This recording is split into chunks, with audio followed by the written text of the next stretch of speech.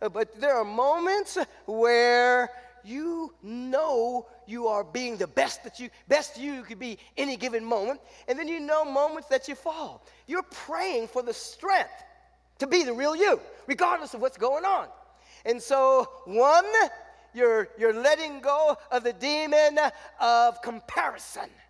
Oh, that's a strong frequency there. Now here's the deal. First of all, you all know that you are a unique emanation of God. There's only one you. Regardless of all the beings in the cosmos, all the extraterrestrial aliens, all the interdimensional beings, there's never another you. Say, I'm the only me. I'm the only me. I'm the only me. And so what's happening is we're relational beings. We're relational beings. We have aunties, uncles, grandparents, mothers, fathers, brothers, sisters, friends, associates, compadres, businesses. So we have all manner of relations, and oftentimes we thank from our relational nature first, and then we compare. And so when you go into prayer, the relation that is there is you and God. And that relation in deep moments of prayer and meditation, the relation it goes from relationship to omniscient. In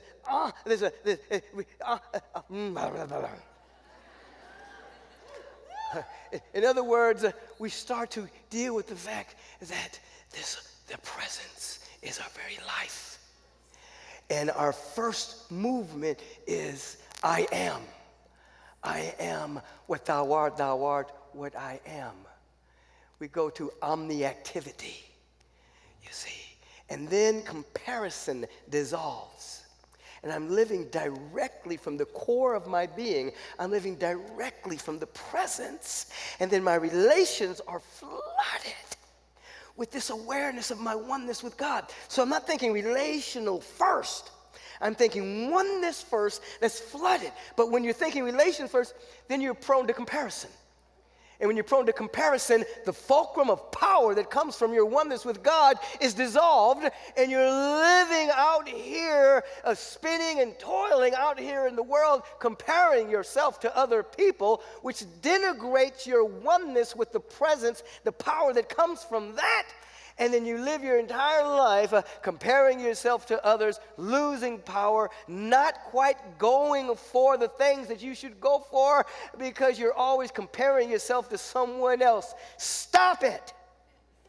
Be quiet. Listen. There is something whispering within your inner ear that is saying there is so much about you that you did not inherit from your parents.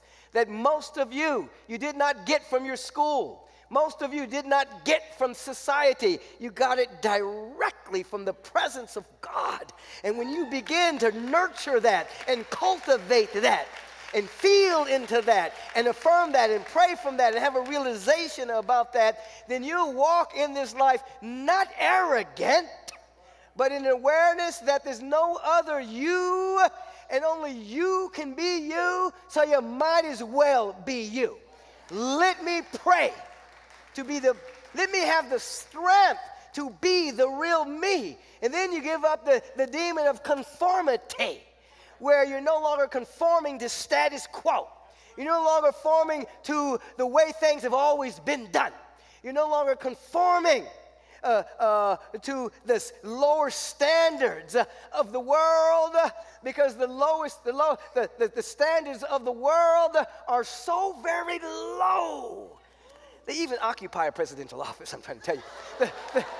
The standards of the world are so low that you don't want to use society's standard as your standard. You want to use the standard of high spiritual awareness, which is a love and a peace and a joy and a harmony and a well-being and a creativity. You want to no longer fit in to the status quo. You want to shatter the status quo.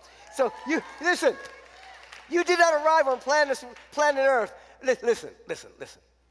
You're an infinite being, cosmic, okay? You did not take a human incarnation to fit into the status quo and just walk on the planet and nothing changes. No, you came to the planet because you came to shatter the status quo, to allow for the status quo to be your ladder to a greater expression of life, you see. And you all know how it is sometimes. You go into a place and right away somebody will get you and tell you how things are done there. Listen, this is how we do things here. Don't do them too good because it'll make us look bad.